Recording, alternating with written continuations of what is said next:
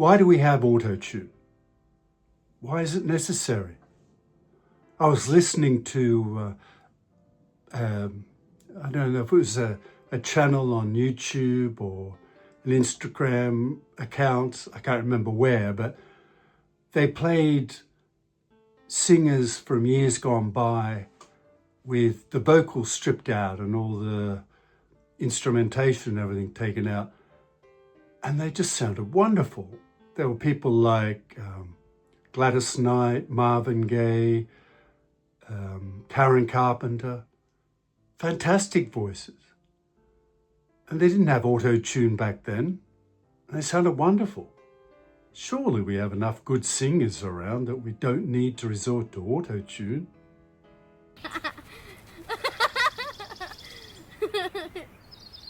I think we're being trained to expect songs to be pitch perfect, every note to be 100% pure, and I think it trains us to expect that, and with the, I don't know, I think there's 100,000 songs a day or something like that, maybe more, uploaded to YouTube or music platforms or wherever, social media, that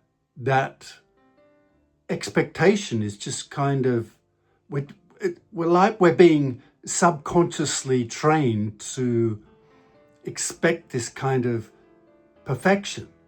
And I don't think that's music.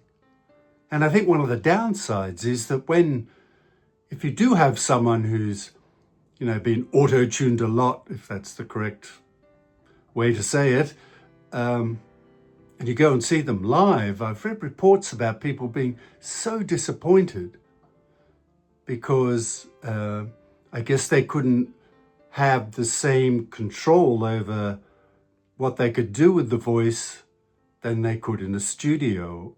So when they hear them sing, it's not that perfection or near perfection they got from the, heavily produced song that they see live. So I'd understand, I don't know. I don't get it. I don't get it why we need it. Excuse me. Surely we have enough singers of quality around that, we don't need to do that. I don't know. I don't know why we have it. I have some notes, of course.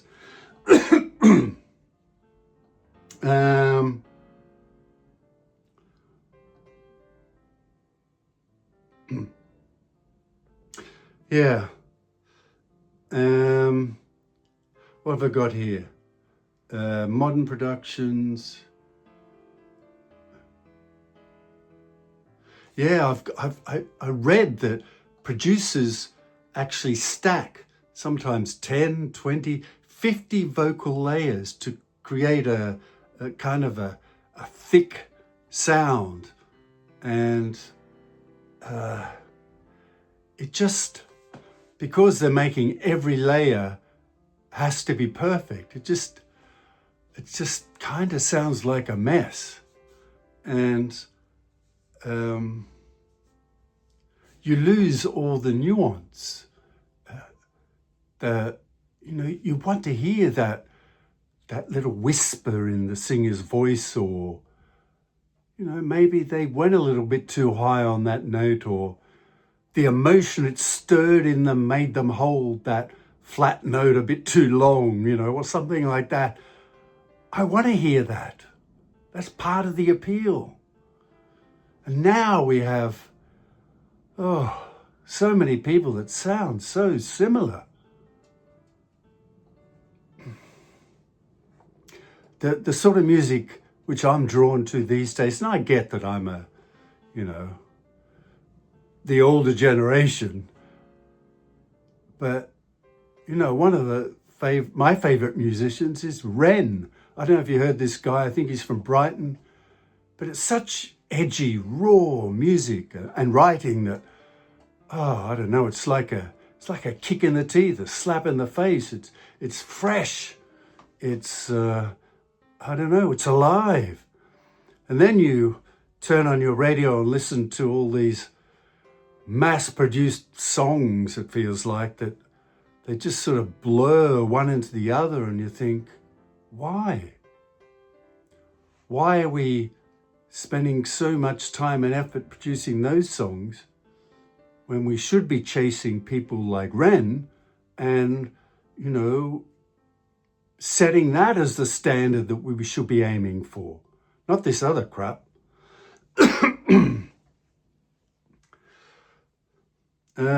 What else have I got here?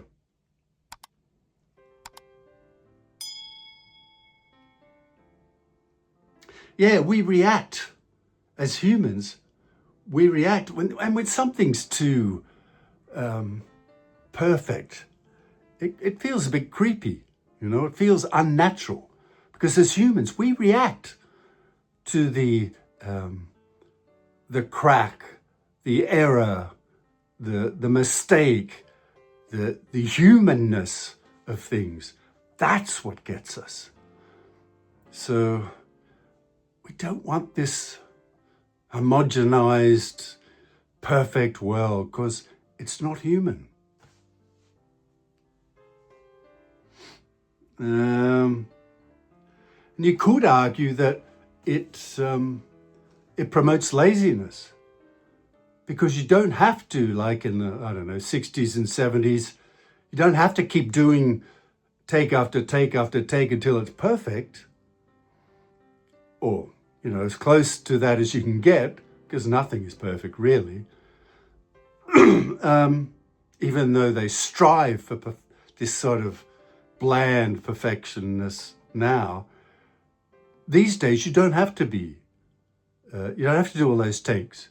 You can kind of get close enough and go, yeah, it's close enough. We can, as a filmmaker, the equivalent of we can fix it in post, which is never the right thing to do, never the right attitude to have. So maybe it encourages a bit of laziness, or yeah, it's too easy, I think. It's too easy to what? To not be genuine, to not be real, to not pursue it in a natural way.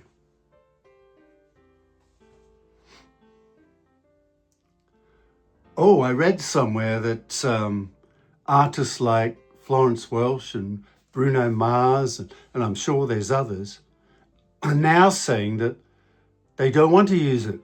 They want to, you know, cut it out altogether or reduce it to a minimal effect.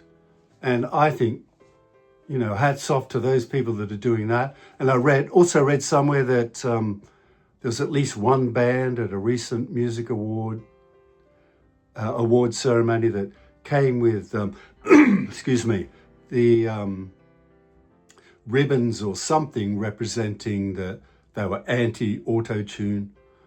And, you know, more of that, please. More of that. Yeah, I don't know. I hope I'm not coming across like a grumpy old man, but I probably am.